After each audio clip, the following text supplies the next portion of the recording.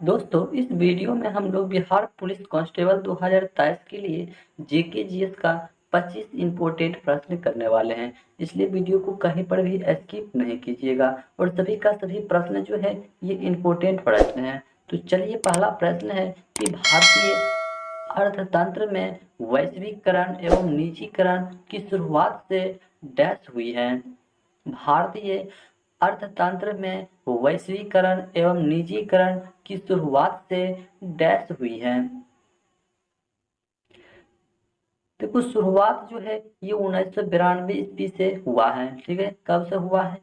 यह जो 1992 ईस्वी से जो है इसकी शुरुआत हुआ है। चलिए, नेक्स्ट प्रश्न है कि भारत में योजना बनाने की नीति अपनाई गई थी। भारत में योजना बनाने की नीति जो है ये किसके द्वारा जो है अपनाई गई थी? देखो, योजना बनाने की नीति जो है यह पंडित जवाहरलाल नेहरू के द्वारा जो है अपनाई गई थी। चलिए, अगला प्रश्न है कि जनसंख्या में बिहार है। जनसंख्या में बिहार जो है ये कितने स्थान पर जो है ये आता है? देखो, जनसंख्या की दृष्टि से भारत का तीसरा सबसे बड़ा राज्य जो कि ये बिहार राज्य है। चलिए, अगला प्रश्न है कि वनांचल वनांचल राज्य डैश है। वनांचल राज्य जो है ये डैश है। देखो, वनांचल राज्य जो है ये झारखंड का एक नया नाम है। यह जो है झारखंड का एक नया नाम है। वनांचल राज्य जो है यह झारखंड का एक नया नाम है।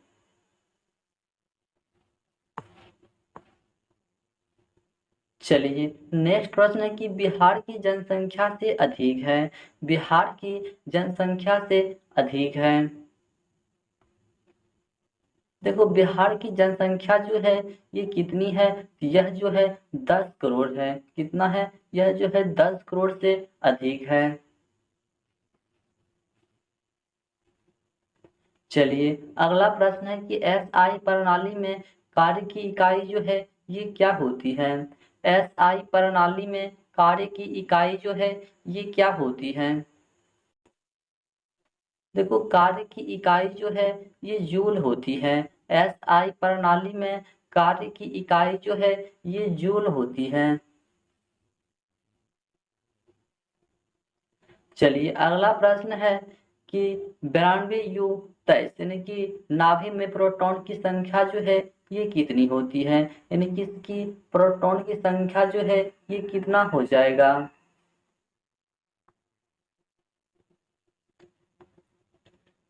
तो बताइए कितना हो जाएगा? देखो, ये 92 हो जाएगा। कितना हो जाएगा? तो नाभि में प्रोटॉन की संख्या जो है ये 92 हो जाएगा। चलिए, अगला प्रश्न है कि एक इलेक्ट्रॉन की सन्निहिति क्या है? एक इलेक्ट्रॉन की मास जो है होती है। एक इलेक्ट्रॉन की मास जो है कितनी होती है? देखो, एक इलेक्ट्रॉन की मास जो है ये 9 पॉइंट का 1 into 10 to the power 31 kilogram होता है।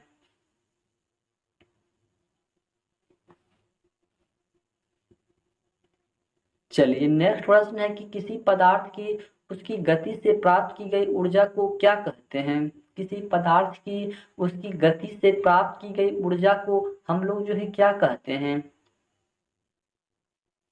देखो, उसको जो हम लोग गतिज ऊर्जा कहते हैं। किसी पदार्थ की उसकी गति से प्राप्त की गई ऊर्जा को गतिज ऊर्जा जो है कहा जाता है। चलिए, अगला प्रश्न है कि एक प्रकाश वर्ष डैश की इकाई है। एक प्रकाश वर्ष जो है यह डैश की इकाई है। देखो, प्रकाश वर्ष जो होती है ये दूरी की एक यूनिट होती है। क्या होती है? यह जो है दूरी का यूनिट होती है।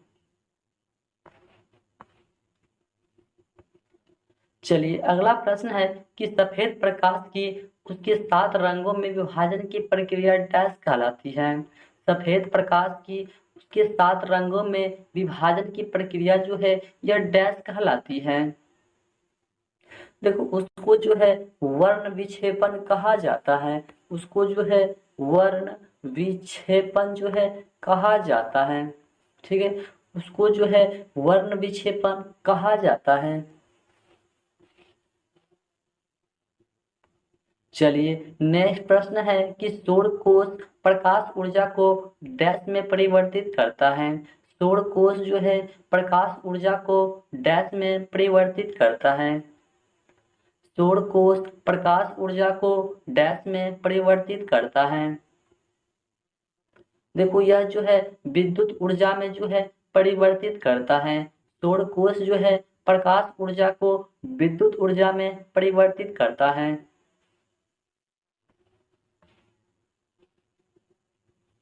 चलिए अगला प्रश्न है, निम्नलिखित में से कौन सा पृथ्वी का प्राकृतिक उपग्रह है।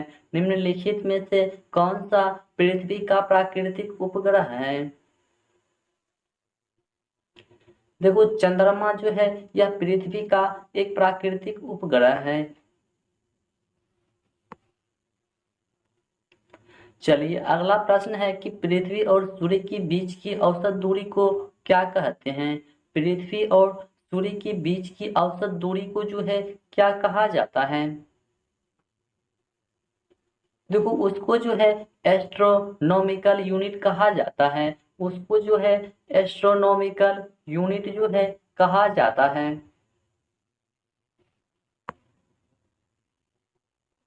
अगला प्रश्न है कि पृथ्वी के वातावरण में ऑक्सीजन जो है ऑक्सीजन का प्रतिशत लगभग कितना होता है। पृथ्वी के वातावरण में ऑक्सीजन का प्रतिशत जो है कितना होता है। पृथ्वी का मतलब ऑक्सीजन कितना होता है, पृथ्वी के वातावरण में ऑक्सीजन का प्रतिशत जो है ये कितना होता है। देखो यह जो 21% होता है। चलिए अगला प्रश्न है कि वायु का आवरण सूर्य की ओर से आ रही है, हानिकारक परावैंगनिक किरणों का शोषण करता है। ये जो है शोषण करता है। देखो यह जो है ऑक्सीजन क्या हो जाएगा कि ऑक्सीजन वायु का आवरण सूर्य की ओर से आ रही हानिकारक इनकी परावैंगनिक किरणों का शोषण करता है।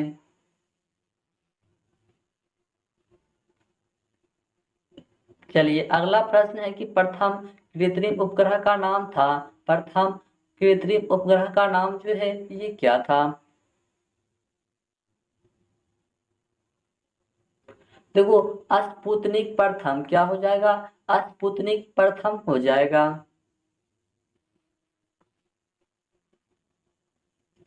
चलिए अगला प्रश्न है कि एक भू स्थिर उपग्रह का आवर्त काल होता है। एक भू स्थिर उपग्रह का आवर्त काल जो है ये कितना होता है। देखो यह जो है 24 घंटा होता है। कितना होता है, ये जो है 24 घंटा होता है।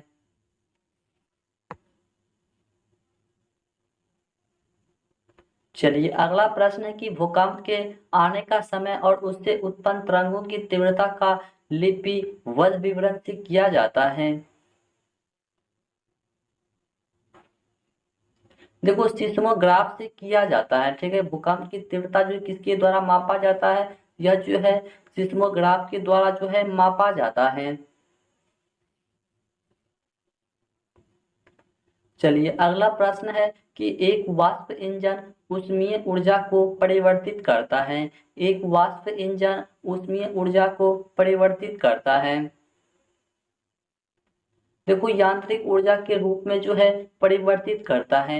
एक वाष्प इंजन जो होता है वह ऊर्जा को क्या करता है, वाष्प ऊर्जा को ऊष्मीय ऊर्जा में जो है परिवर्तित करता है। वह जो है यांत्रिक ऊर्जा हो जाएगा।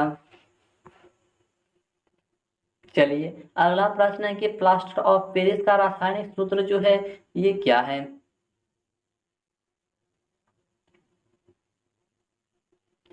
देखो प्लास्टर ऑफ पेरिस का रासायनिक सूत्र CaSO4 टू हाफ H2O होता है।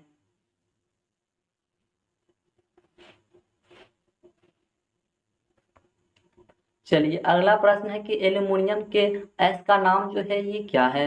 एल्यूमिनियम के एस का नाम जो है ये क्या है।